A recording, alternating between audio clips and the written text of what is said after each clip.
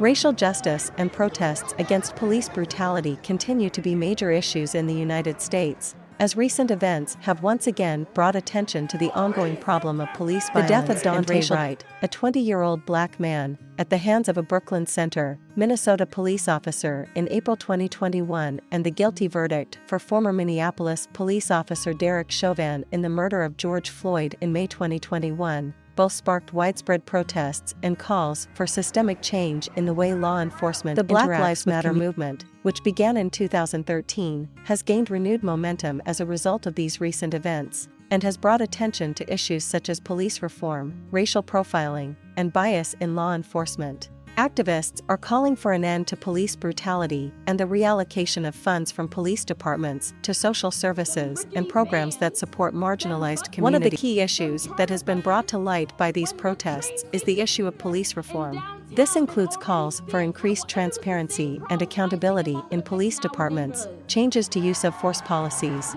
and de-escalation training for officers.